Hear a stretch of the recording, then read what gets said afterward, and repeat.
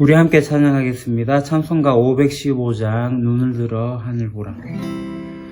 눈을 들어 하늘 보라.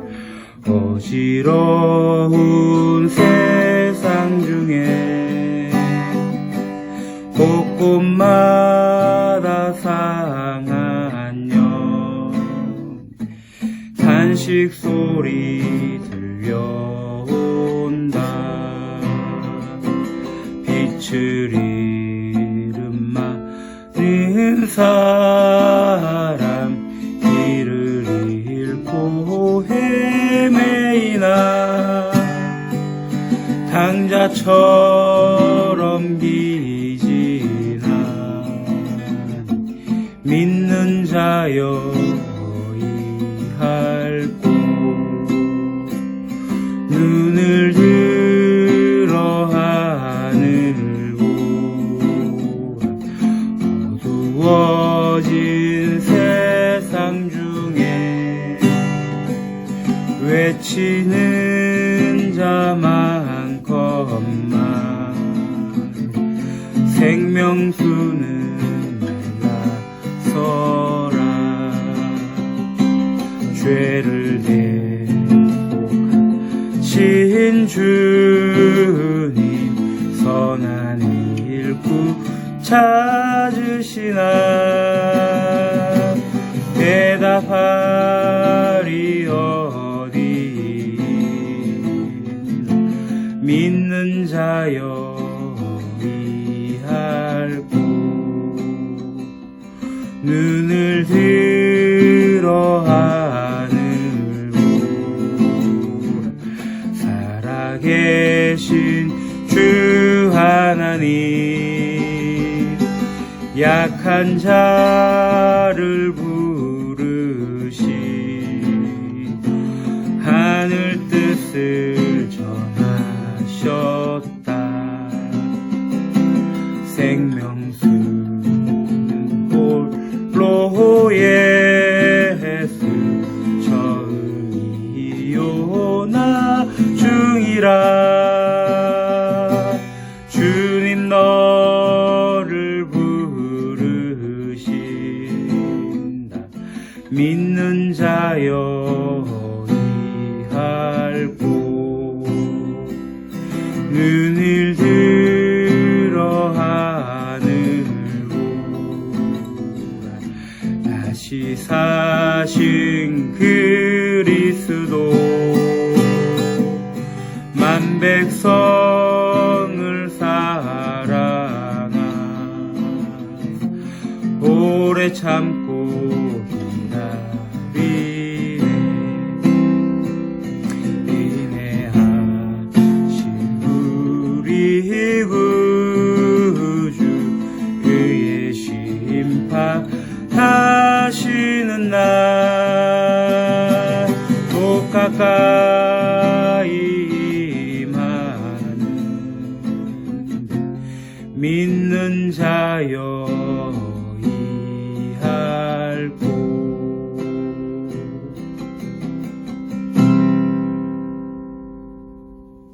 오늘 본문의 말씀은 에스겔서 35장입니다.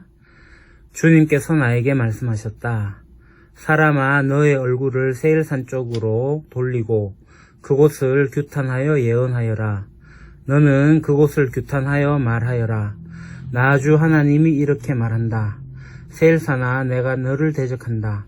내가 내 손을 펴서 너를 치고 너를 황무지와 폐허로 만들겠다. 내가 내 성읍들을 폐허로 만들면 너는 황무지가 될 것이다. 그때야 비로소 너는 내가 주인인 줄 알게 될 것이다. 내가 옛날부터 이스라엘의 한을 품고 있더니 이스라엘 백성이 재난을 당할 때에 그들이 그 지은 죄로 심판을 받을 때에 너는 그들 위에 칼을 휘둘렀다. 나 주 하나님의 말이다. 그러므로 내가 살을 두고 맹세한다.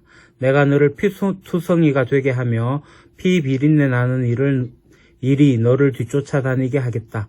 네가 남을 죽이기를 좋아하니 피 비린내 나는 일이 너를 뒤쫓아다닐 것이다. 내가 세일 산지를 황무지와 폐허로 바꾸어 놓고 그곳을 지나다니는 사람이 없게 하겠다. 내가 세일의 모든 산을 칼에 찔려 죽은 자들로 가득 채워놓겠다. 내 언덕과 골짜기와 모든 시냇물에는 칼에 찔려 죽은 자들이 널려 있을 것이다. 내가 너를 영영 황무지로 만들어버리고 내 성읍들에서 다시는 사람이 살 수 없게 하겠다. 그때야 비로소 너희는 내가 주인 줄 알 것이다. 너는 나 주가 유다와 이스라엘을 돌보는데도 감히 말하기를 그 두 민족과 그 두 나라가 내 것이다.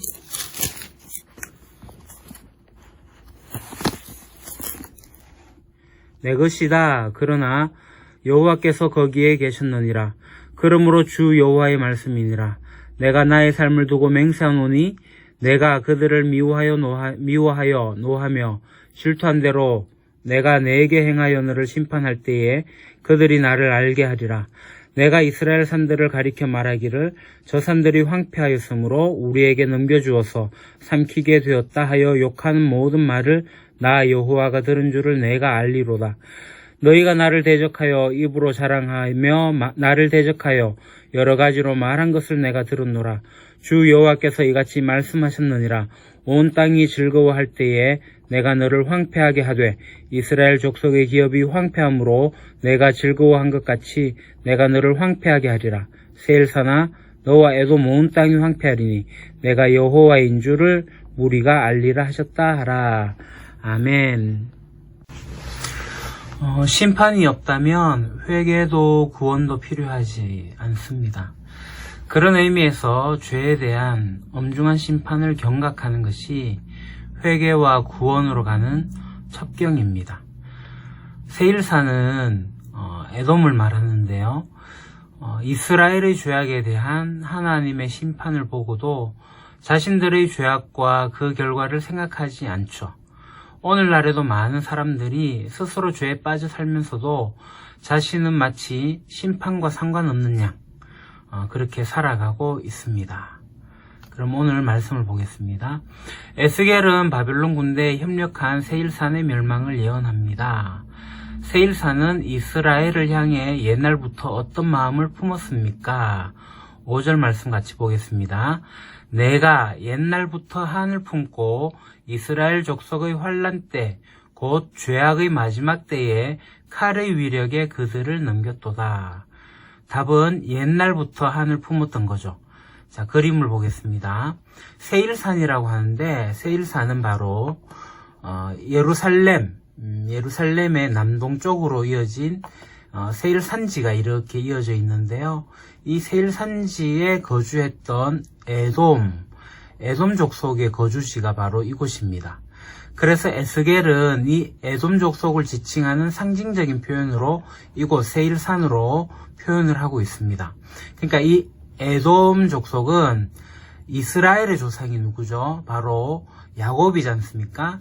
야곱이 이름이 바뀌어서 이스라엘이 되었는데 이 야곱의 상동이 형이 에서입니다. 그러니까 에서의 후손들이 바로 이 에돔이고요. 그러니까 사실 형제지간이라고 볼 수가 있습니다.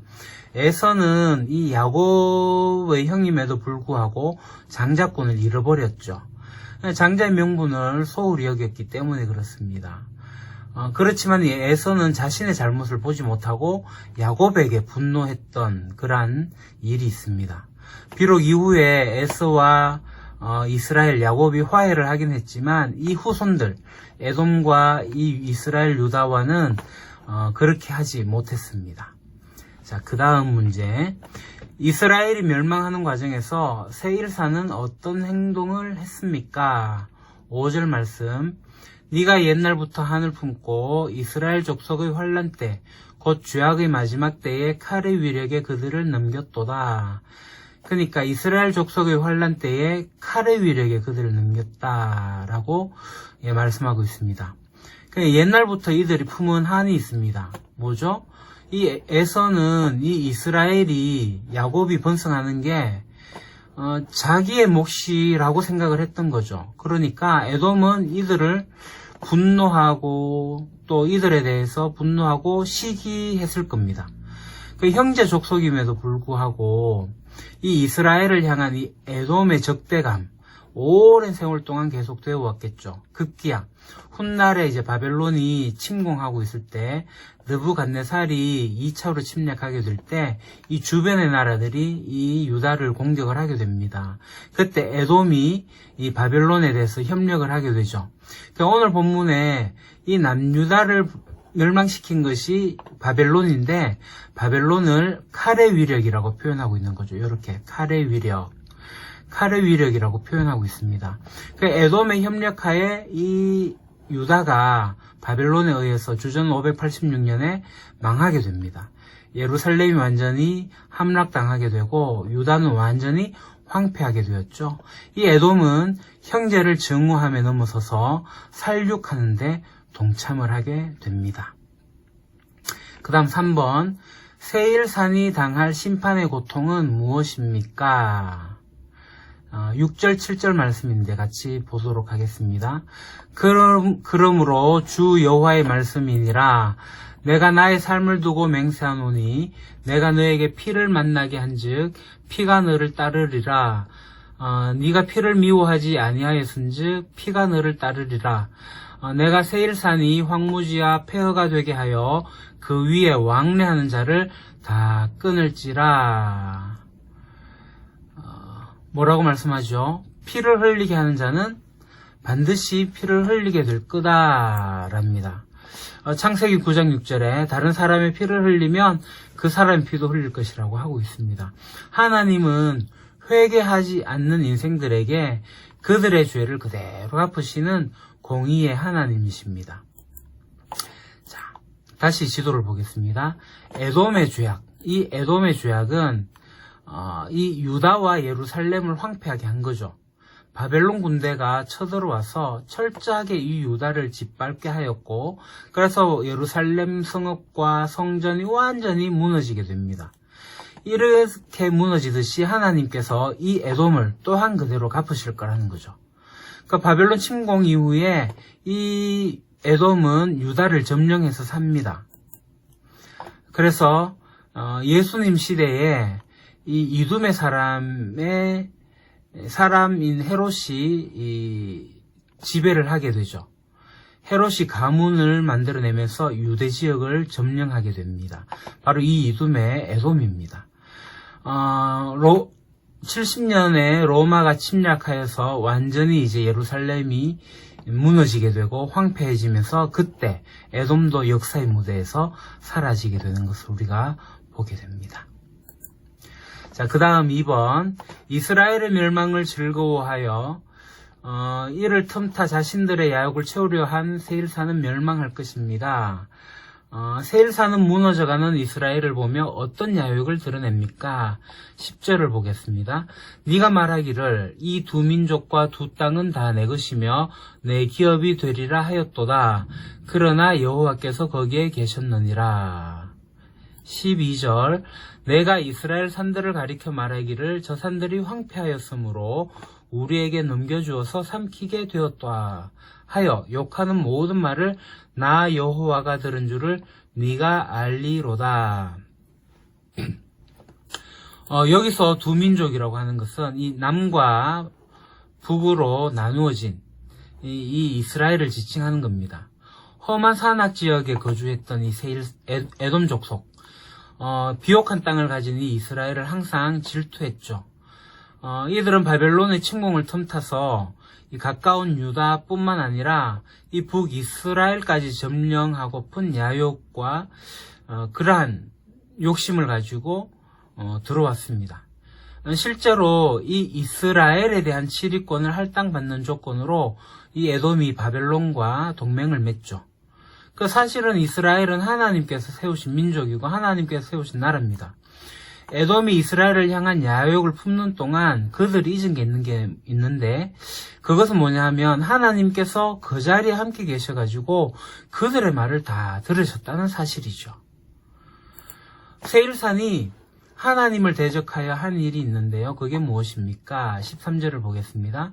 너희가 나를 대적하여 입으로 자랑하며 나를 대적하여 여러 가지로 말한 것을 내가 들었노라. 그러니까 하나님을 대적하여 입으로 자랑하고 하나님을 대적하여 여러 가지로 말했죠. 스스로 이 에돔은 교만해졌습니다. 정말 여러 가지 말로 이 이스라엘과 이스라엘 하나님을 능멸했습니다. 왜냐하면 그들의 자랑하는 것이 있었는데 지리적인 강점이 있었기 때문에 그렇습니다. 에돔 족속은 바위가 많은 산악지역입니다. 그래서 외부의 침입을 막기가 상대적으로 쉬웠죠. 이곳이 에돔의 수도 페트라입니다. 그럼 이쯤에서 페트라가 어떤 곳인지 한번 사진으로 보도록 하겠습니다. 안반 계곡으로 되어진 천혜의 요새입니다. 약 3km 정도에 걸쳐 있고요. 이 에돔은 이렇게 돌로 되어 있어요. 페트라 반석입니다. 크다란 돌 바위입니다. 이곳이 바로 페트라의 그 돌산입니다. 에돔의 돌산이죠. 이런 곳에서 살고 있었기 때문에 그들이 이스라엘 같은 운명엔 처하지 않을 거다라고 자긍을 했죠. 그렇지만 하나님은 그들을 그곳에서 끌어내실 겁니다. 환경이 어디까지나 죄악을 숨기는 방패가 되지 못하는 법이죠. 자, 우리 3번으로 가겠습니다. 세일사는 이스라엘의 황폐함을 보고 어떤 마음을 품었습니까? 15절을 보겠습니다. 이스라엘 족속의 기업이 황폐함으로 내가 즐거워한 것 같이 내가 너를 황폐하게 하리라. 세일사나 너와 에돔 온 땅이 황폐하리니 내가 여호와인 줄을 무리가 알리라 하셨다 하라. 에돔의 또 다른 죄악은 이스라엘의 황폐함을 진심으로 절거했다는 거죠. 에돔 족속은 이스라엘의 번성을 시기했고 이스라엘의 고통을 즐거워했습니다. 그 형제 족속의 고통과 아픔을 즐거워하는 것이야말로 크나큰 범죄입니다. 하나님은 이러한 에돔의 죄악을 간과하지 않으실 겁니다. 이스라엘의 황폐함을 즐거워했던 그들은 황폐해질 것이고 그때의 온 땅이 즐거워하게 될 것입니다. 그럼 이제 말씀을 나누겠습니다. 오랜 원한은 죄악을 낳습니다. 그리고 죄악은 심판을 낳습니다. 내 마음속에 아직 해결되지 못한 분노나 원한의 감정이 남아있다면 어떻게 해소할 수 있을지 생각해보고 서로 나누어 봅시다. 자, 두 번째, 타인의 고통을 즐거워하거나 그 고통을 틈타 내 이익을 취하려는 것은 하나님 앞에 큰 죄악입니다. 누군가 내게 이러한 행동으로 괴로움을 주었을 때 어떤 마음이 들었는지 혹은 내 마음에서 이러한 죄를 발견한 경험이 있다면 나누어 봅시다. 나눔 3. 힘겨운 상황에 처한 이웃을 보면서도 나는 그들과 다르다고 생각하는 교만함이 죄악을 낳습니다. 우리도 동일하게 연약한 죄인임을 깨닫고 겸손히 성찰해야 합니다. 어려움에 처한 이웃, 가정, 교회, 공동체의 소식을 들을 때 어떤 마음이 들었는지 서로 나누어 봅시다. 우리 같이 기도하겠습니다. 삶을 위해서 타인의 고통을 조소하지 않고 자기 죄를 성찰하는 하나님의 자녀가 되게 하소서. 그리고 공동체를 위해서 형제의 아픔을 돌아보고 제 모습을 함께 돌아보아 도움과 섬김으로 화목한 공동체가 되게 하소서. 이렇게 우리 같이 기도하도록 하겠습니다.